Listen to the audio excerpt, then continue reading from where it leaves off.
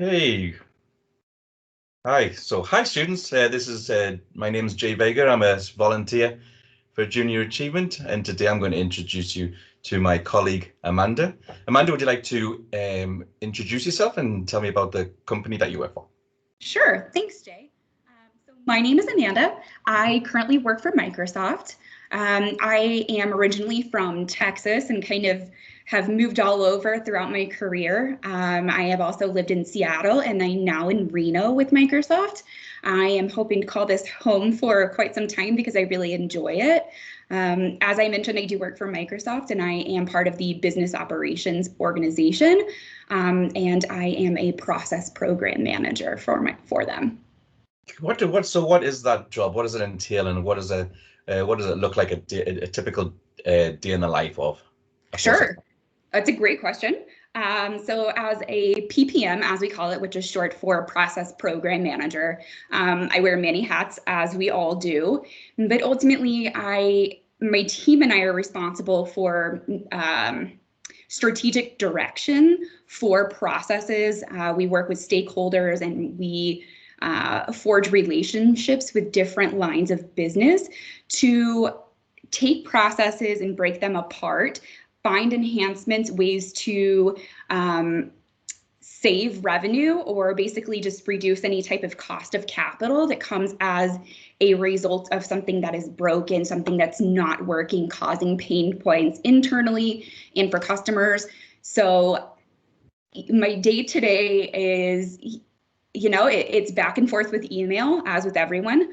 And then a lot of it is building process maps, working with my colleagues. I think collaboration is probably the thing I do most and spend the most time on. So I'm constantly working with peers and holding stakeholder interviews to try to understand what improvements need to be done and how to do that. And then also how to drive them forward and communicate that to the leadership team. So when we communicate to the leadership team for why this change needs to occur, it's important that we have metrics in place. So with these metrics, the leadership team is looking to say, okay, how much money is this saving us? Or what is this making for us? Or does this increase customer and partner experience? So those are all questions that we are consistently answering for any type of project that comes our way. So my day to day is encompasses each of those things. That sounds amazing. I mean, it's all data driven, isn't it? And I think Yes. one thing that I was wondering is, what do you love about your work that you do? So I'm going to answer this question in two ways. First is, since joining Microsoft, everyone that I have met has been incredible to work with. They are happy to give their time. They're kind. They care about your success. It's an environment where everyone pays it forward, so to speak. And it's great because it contributes to this positive culture of inclusivity. And I think that's key. It makes me feel welcome and that I'm a part of something big. And then as far as my current role and what do I love about it, I love hearing so whenever we're breaking apart processes, a lot of times there are pain points. So I want to know, vent your frustrations to me, and then I'm going to take that and I'm going to work with our business operations analyst to get all of the data that I need. And then my responsibility is to analyze that data and present you with the fix. And now that fix may come later on in the year based on prioritization, but I love to reap the reward of that thank you in the end whenever I'm helping someone. That's amazing. When you were middle school, what did you want to be? Whenever I was in middle school, I wanted to be a professional athlete. I have done gymnastics my whole life, so it was my goal to go to the Olympics, and that was going to be my dream career. That quickly changed whenever I graduated from high school and I got into college, and school and work were my priorities. So that the dream kind of fell to the wayside, but that was always my vision. Yeah, that actually brings me nicely onto the next question. And how does that connect to where you are today? Oh, that okay. So that connects to where I'm at today. I guess being a gymnast, you like structure. Uh, and I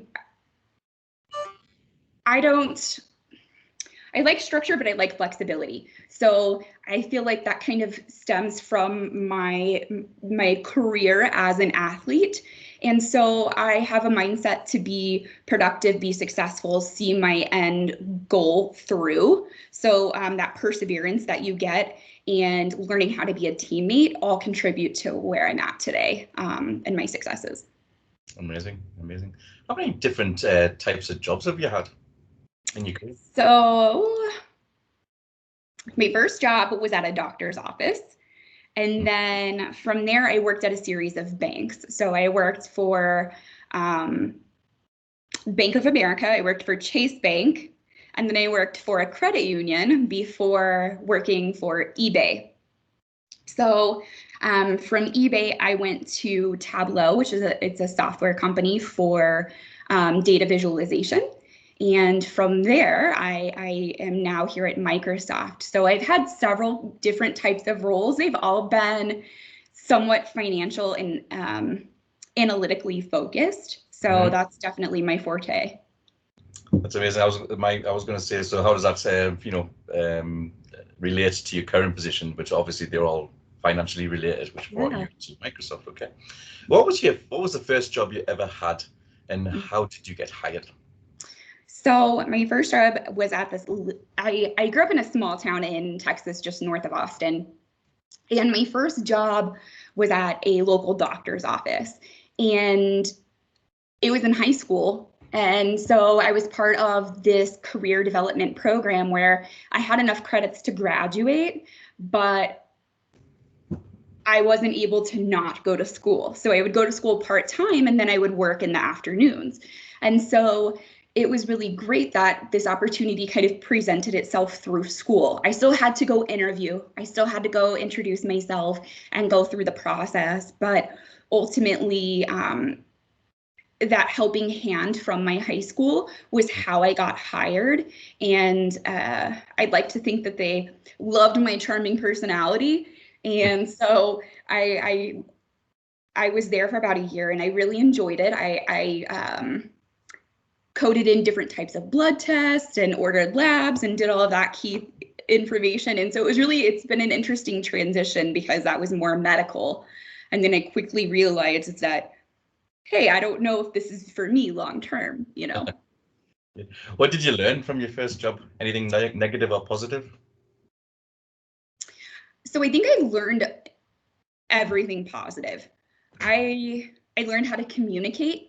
I learned how to, in a professional way. I learned how to have poise and grace and understand you're going to make mistakes and that's okay. But when you make a mistake, you need to acknowledge it and learn how to move forward from that. So the biggest thing that you can do is learn and communicate that learning. Because ultimately, when you're in your first job or any job, you report to someone else. So if you make a failure in your mind and it's something that may impact someone else, the best thing you can do is communicate and call that out. So those are things for me that I learned very early on. And then, of course, the diligence of having a great work ethic, showing up, being present, being accountable. So those are all great qualities that I learned that have carried me throughout my life. That's amazing. That's amazing. Obviously, the first job is not the field that you're in today, as we know. Why did you make that change, and why did you change fields? Yeah, so it's a great question, and it's a personal answer, of course. My dad is in sales, and so he's in software sales. So it was always business conversations and talking about different meetings he would go to and who he's talking to. And so that's how I grew up, was listening to those things. And honestly, it sounded a bit stressful, but it was also intriguing to me. And I thought, surely if I get in the same type of role, I'll do it differently. I don't want that stress to come from it. And so sorry, I'm thinking. I ultimately decided that, when I'm looking at medical, I don't know if that's something I would be good at. I don't necessarily want to be a doctor. It's interesting for sure, but how do I make this a career if I don't want to be a nurse or a doctor? And so since my dad was so heavily involved with business, my thought was, okay, when I got my undergraduate degree, at 18, I don't know that everyone knows what they want to do. And so I took my time and I waited, and ultimately I chose business management for my degree. And I thought, okay, I can do whatever I want with this. This opens the floor to me saying, okay, I could still be a doctor if I want to. This would allow that, or this would allow me to go into entrepreneurial ventures in the future, or go into a business career. And ultimately that's what I chose because it was something that I found out I was really good at. And so I led in a headstrong manner and started to develop these I guess characteristics and a skill set for having that analytical mind and seeing things differently and breaking things apart. So I realized that was a long-winded answer, but that was kind of my passion, was taking the science of the medical and bringing it into the business world where I can analyze information instead of blood. Yeah, exactly. Thanks for sharing. Overall, can you share with me something about your career path that might be unusual or different that could help students who are listening today, who are thinking about their future careers? So yes, I would say stay flexible.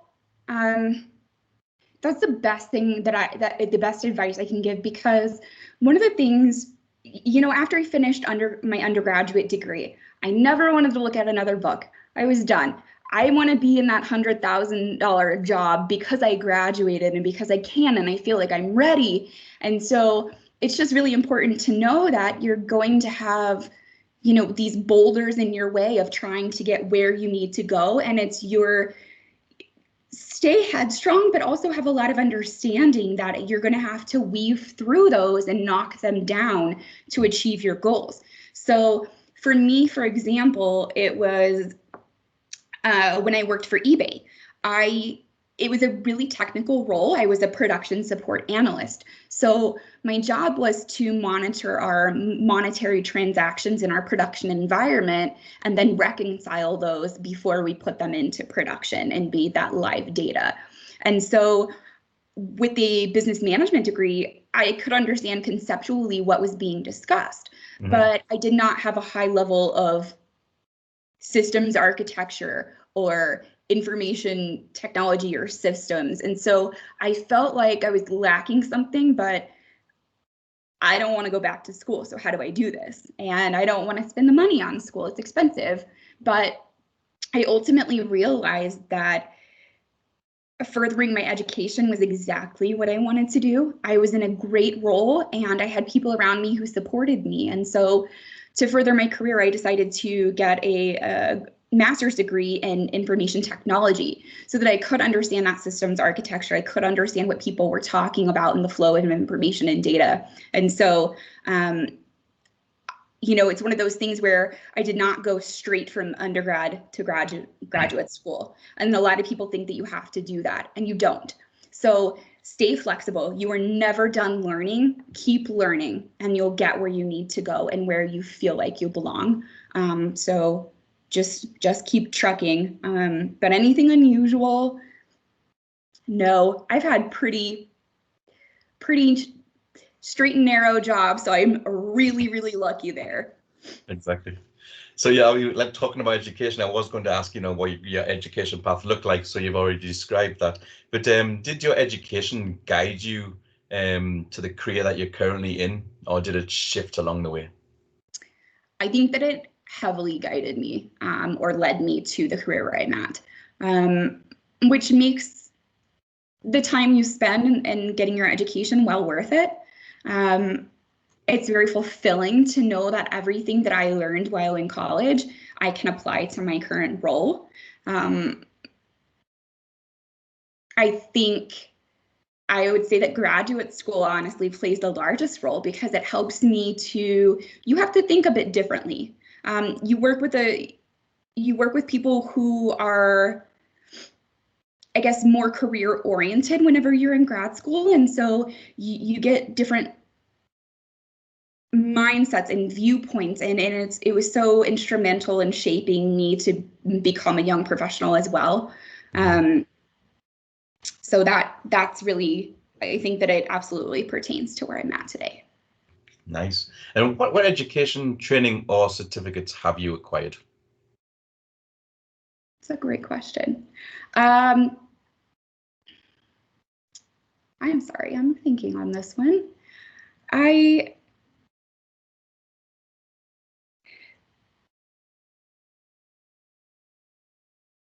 feel like I need to pull up my resume.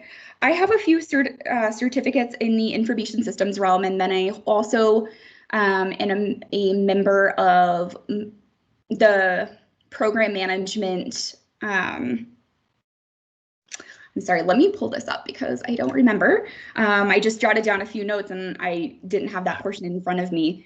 And so the certifications I've received there surrounding program management and project management specifically. Yeah. And then I belong to a few different women in technology organizations as well. So those have helped also just along the path of continuing learning to do my work a bit differently and collaborate in different ways to yield the results I'm looking for. So I know I answered that question in pieces, but I'm hoping that I provided. No, it makes sense. No, it makes total sense. I mean, I was thinking, after school, you get when you start working full time, you get certifications and trainings along the way that completely help with your career path. Yes. Do you use them? I mean, do you use them in your daily work right now? I think I use the principles. I will say that I've taken certain courses that are, for example, having crucial conversations, where you are taught to approach different situations constructively and maybe provide feedback or criticism or approach a topic that is controversial. And I don't mean in the social sense, but in a business sense, whenever someone does not agree with the project. And your role is to evangelize that and make it known and to help everyone understand why it's important. I think that having, that course in particular is instrumental in my everyday life because I'm able to have conversations in a productive and I guess even efficient manner. And so it benefits everyone. Exactly. Nice. I've got a good one here for you. So what advice would you give to your younger self if you had to choose your career path all over again? I would say be okay with not being perfect. I am what I like to call a recovering perfectionist. And so, perfect doesn't exist. And I think it's really key to understand that. I try to hold myself to high standards, and I also, in return, expect that from others. And so I think it's important to not hold everyone to that flame. That's not a possibility, and understand that failure is okay. My younger self was not okay with that, and so as I get older and understand that, it calms my soul. Yeah, I know exactly how you feel. Are there any resources or any additional information that you think is important for the students to know if they're interested in learning more about the type of work that you do? Yeah. So we do know that Microsoft has a lot of training resources, but then also we have internship programs that would be wonderful to look into or apply for. Additionally, we have some other programs, which I'm happy to provide those resources after our interview, but there are honestly, Google is your best resource, or even Microsoft.com, and look at the education sector for different information, articles and trainings and things of that nature. So yeah, or even LinkedIn is a great resource. You have the learning modules there, and I actually partake in those myself. Something I tell myself that's super important is just never stop learning. So yep, that's very good. I mean, the LinkedIn learning is fantastic. I agree. Okay, as we close, do you have a piece of advice or inspiration to share with the students that are listening today? yes, I would say keep going. Be strong-willed. If you have a goal in mind, keep going. Know what it takes to achieve it. Write it down. If you like to make a list and check things off as you achieve that goal incrementally, I highly recommend it. That's what has worked for me. I had several jobs and several roles, and I would say that everything that I've done and all of these stepping stones that I've taken to get where I'm at have been difficult, but well worth it. I feel as though I finally achieved the success that I sought out for myself as I was younger. So, there are times that you don't want to read, you don't want to write that paper, you don't want to do something because you have other competing priorities. And I would just say, stay focused. School is not something that will last forever, but your career is something, it's what you make of it. And so from the inspirational side, I feel like I've achieved my goals and continue to do so. And so set them high and keep moving forward. That's amazing, Amanda. Thank you so much for your time today. It's been very insightful, and I hope the students enjoyed it. Thank you very Thank you much. so much, Jay. Nice meeting you. You too. See ya.